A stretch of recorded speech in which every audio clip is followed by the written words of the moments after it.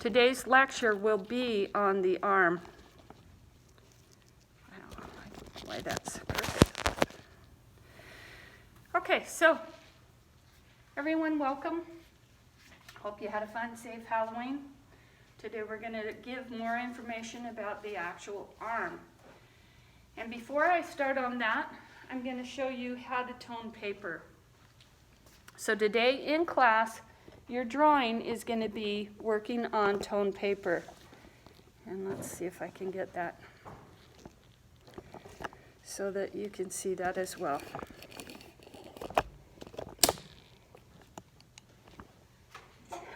That's why. Okay, there we go. Technology is our friend, right? That's my mantra. So I've brought a couple of different paper samples. Now, when you're toning paper, you cannot tone the type of paper that you are using in class. That's the 400 drawing series. And realize that that paper is structurally not capable of supporting any water. It will curl, it won't lay down flat afterward. So the paper that I'm showing you is Artistico Fabriano. I use Stonehenge, I use Reeves as well. And those have a higher rag content, and I would recommend the smooth surface. I'm going to show you two different types of toning paper, and then a third that we'll use in class. This is what's called an ink dispersion. An ink dispersion, I just use a container such as this, and I put in distilled water. Distilled water doesn't have any mineral content to it, and so you need to use distilled rather than tap water. And then you can use any type of ink. If you want to use a colored ink, that's fine. But I like India ink. And I like it to have a warmer rather than cooler, because the medium itself is cool, okay? So then between uses, you're going to just shake it up. And the amount that you use of the ink into the distilled water is dependent on how dark you want the paper. So this is an example right here of an ink dispersion, and I would do a test strip anytime I do any type of toning paper. So I'm just going to try it out on a corner of the paper.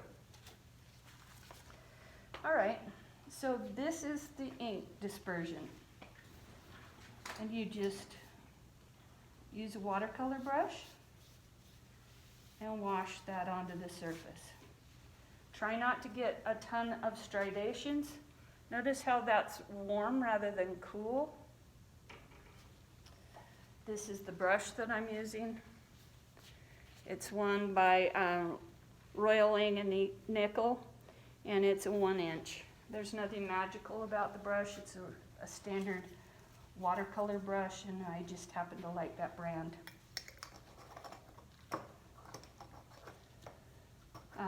Two of my favorite brushes are Rosemary brushes and Royal and Lang Nickel.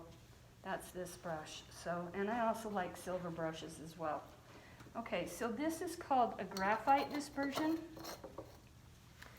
You can purchase graphite powder by Generals.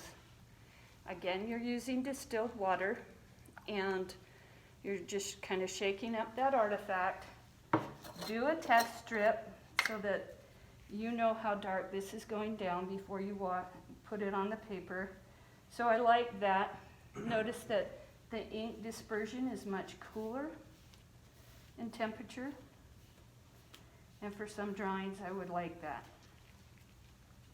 This is kind of evaporated because it's much darker than I intended it, but that's the graphite dispersion, okay? The bottom right here. All right, so the predominant way that I'm going to encourage you to tone your paper, and I should mention, there's lots of other ways to tone your paper. There's a really fun demo by David Kassan on YouTube, and he does a drawing of a man that is homeless, and he hires him to do a demonstration. I believe his name is Henry, and he shows how he tones the paper.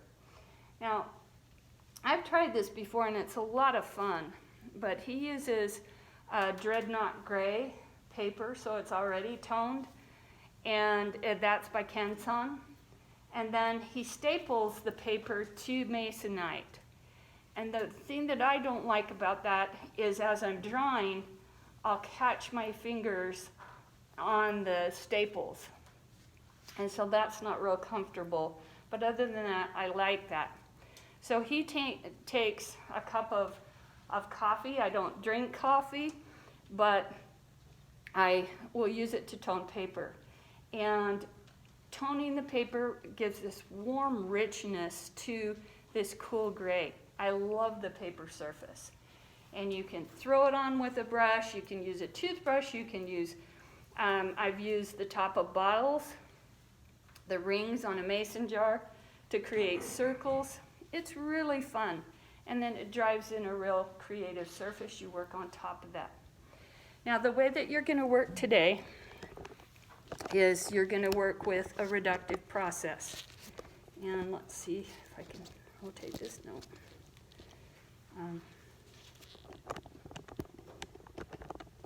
And this is predominantly what we'll use in class.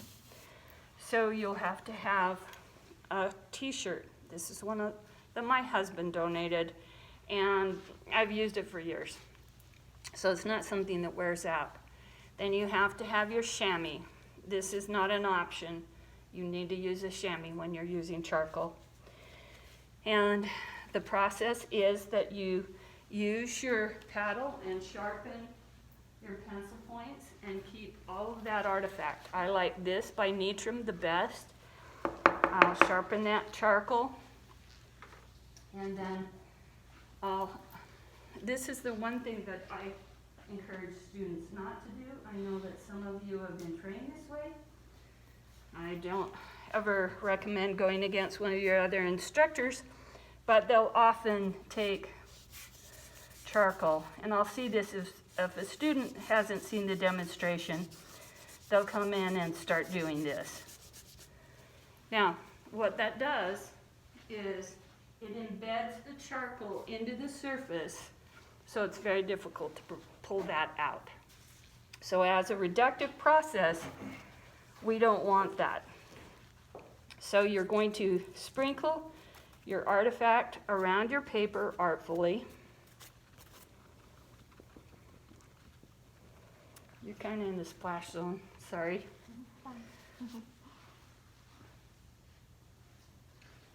Take your t-shirt, not paper towel from the classroom.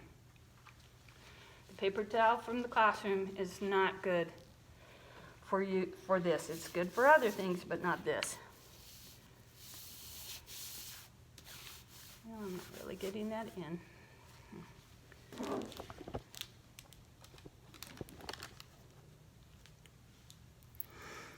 Okay, so then I'm going to swipe that vertically like this, okay? And then you come back at it horizontally.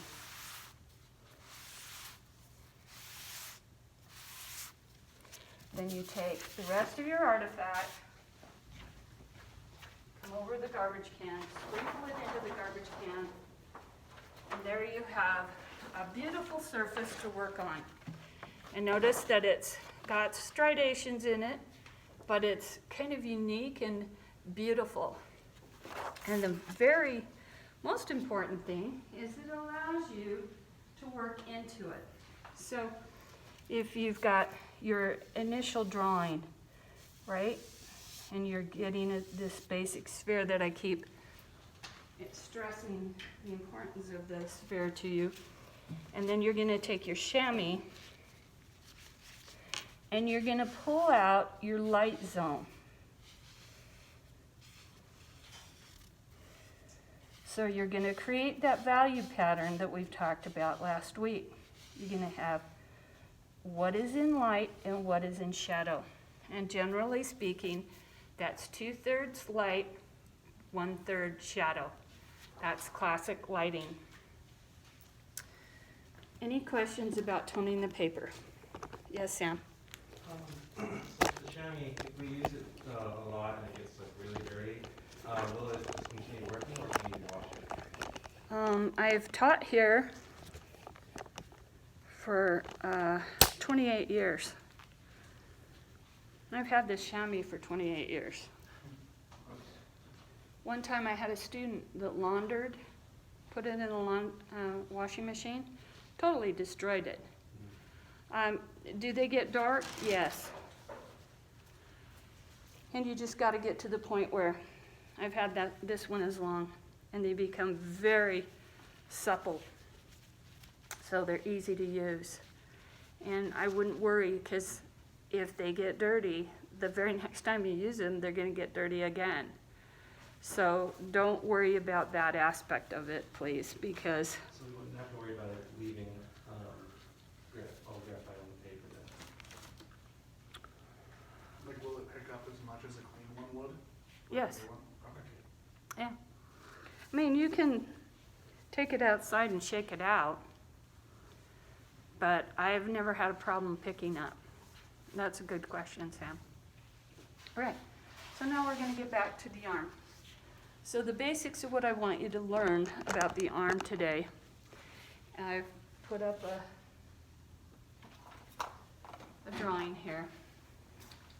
And down to the very basic level, this is the proportion, and if you see it as a rectangular form, that's very helpful. So I've mentioned that this proportion to this proportion, thick to thin. This may seem longer, but because of the musculature up here, it's really not. So the basic proportion of your arm is from the olecranon, or where the plane break is, or articulation. It's half here to here, and half to the bump of your knuckle. This is half here to here. So that's the proportional measurement of the arm. I always encourage you to find the plane break of the articulation. Come across that joint. Now the width of the arm is determined by that bone, the base of the humerus bone. We have what? What's down there? Anyone? What's the end of the humerus called? Punchline. What? Punchline. No. I'll have to drag out our skeleton. Halloween is fast, but sometimes it's good to have that reminder. So, okay. What is at the base of the humerus? Here's the humerus bone. Here we have condyles. So we have the condyle closest to midline or center line, the medial, and the outer condyle is the lateral condyle. And the two of these make the decision of the width of the arm. Okay, remember that this humerus bone sits back inside this glenoid cavity, and it's only projecting out 1/3. So 2/3 of it is out of that cavity and 1/3 is in. This is the olecranon. The back of this is the olecranon. And it's created, remember that this smaller bone is the ulna. The thumb side, this is how you can always remember it. Thumb side, radius. What? And the smaller bone is the little finger, and it's the ulna. The one thing you can't see is on this projection, you can actually see this line created by the ulna. So it's a plane break right there. All right, so good review of the bones of the skeleton. And you've had this before, so this shouldn't be new to you. Then we get the lower arm. Now within that lower arm, there are 37 individual muscles. That's a lot to learn. If you want to, I encourage it. I think that would be fantastic for you to learn those muscles. But I'm going to just give you the basics of what these muscles are. So right here, we have a group of muscle called the ridge muscles or the supinators. And part of that group is the supinator longus. Okay, so that's this muscle belly right here at the top of your arm. And it starts up here high on the humerus. The next group is your flexor group. This bends the arm, that bends the wrist up and down, and it flexes the fingers. Flexing means pulling to midline. Anytime you see that word, it's drawing the form to your center line or midline. Okay? So here's our humerus. Here's the width of the arm right here. We start up here, we say this is all arm. And it starts up here with this form called the deltoid. Remember that the pectoralis is spinning in space, and it trajects from this decision. This is the meaty portion, remember, and it dives into bone and inserts right there. Okay, so that's the pectoralis major. Next we have, so here's the deltoid. This is just to review. This is what muscle? This is pretty common to everybody. What is that muscle? No looking. What? Bicep. Okay, the bicep. And wait for it, right?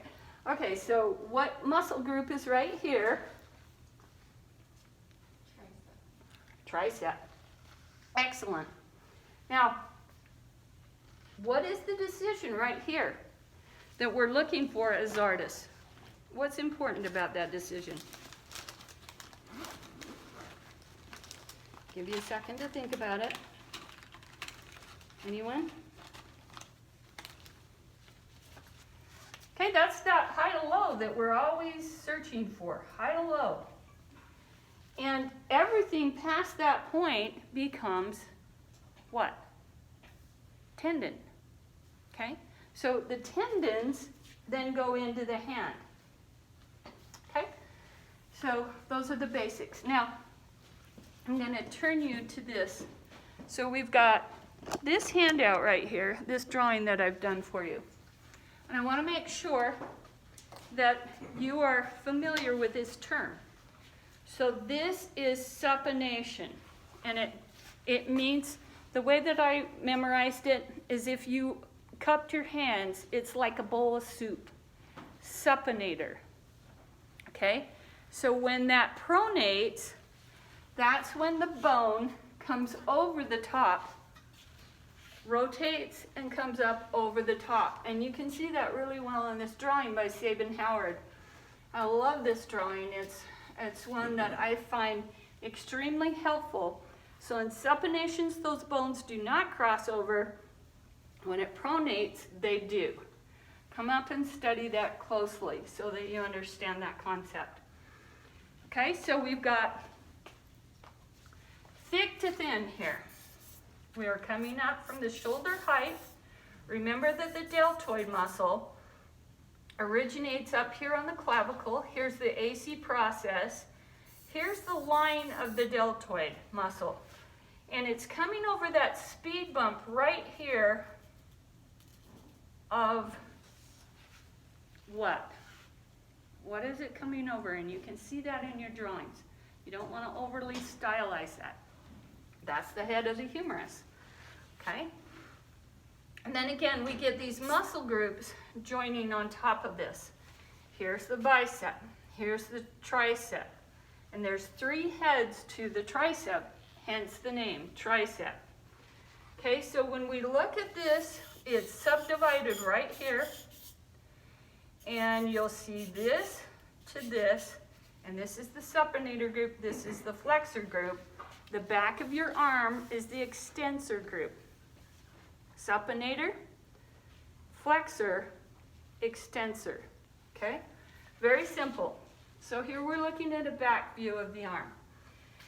Again, the deltoid has a back portion of that muscle as well. So right here, we have the deltoid. The muscle fibers show the direction of the movement of the arm. It's a levator. It helps raise the arm. You're seeing these triceps that I just talked about. And you have three groups. You have an inner head right here. You have an outer head right here. And another inner head. And then you have this really strong tendon of the tricep. Okay? So that's what you're looking at, is this white portion is the tendon. Now from the back point of view, you can see the ridge muscles or supinators. This is the supinator longus. This is the extensor, radial extensor of the wrist. And right here, you have the portion of your elbow that's often commonly referred to as the funny bone. There's nothing funny about it. The radial nerve runs from your neck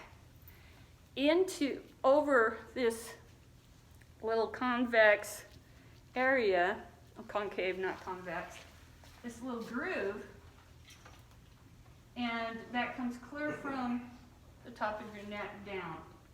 And so when you bump that, it's very painful. And that's how it got its name, the humerus bone. I don't know why they thought that was funny, but yes, I please. should know I'm still trying to recover from my longboarding incident, so Mm, it's been over a year. ow. Yeah, it's just trying that nerve to Yeah. get my arm back out. Well, one time I had a model tell me, this wasn't my model that it happened to, but she was modeling for an artist up in Heber Valley. And the model had her resting on her ulnar nerve. And she was in that position for, a reasonable amount of time. But she didn't tell the artist that her hand was starting to go numb. And she lost feeling for 6 months in her hand because of that. So it's a very important nerve. Okay, so again, we've got the flexor group, and the back of the arm is the extensors. And right here, this drawing shows those, the supinator longus really clearly. Here's the brachioradialis coming down underneath the bicep. So the bicep, it is actually not as big and volumetric a muscle as you would think.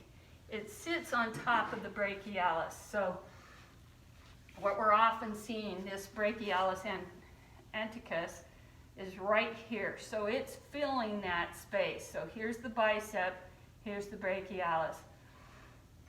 And we get then the supinator longus, you get the extensor right here, and this is the short extensor of the wrist. So this plain break right here is the styloid of the radius. So again, thumb side, right here, ulnar side.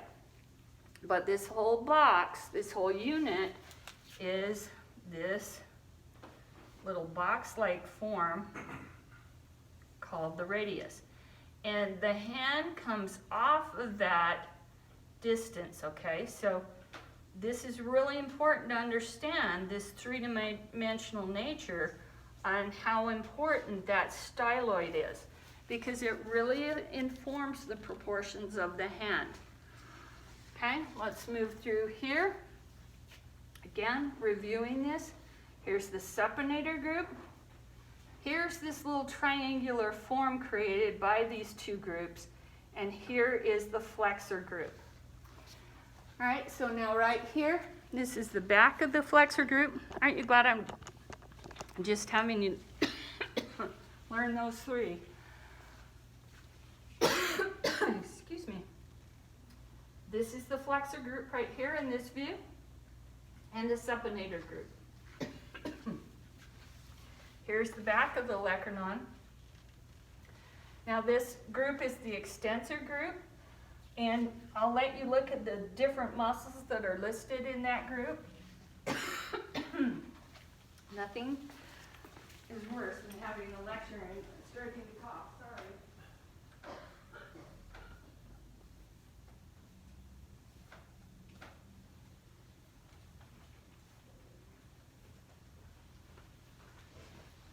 So that flexor group is right here. Okay? So again, we have the biceps, the ridge muscles, the flexor group. And right here, you have an all-important little tiny muscle. Dorito? Yeah, go ahead and tell us. Huh? Oh, I just remember he called it the Dorito, or The Dorito chip, right? yeah.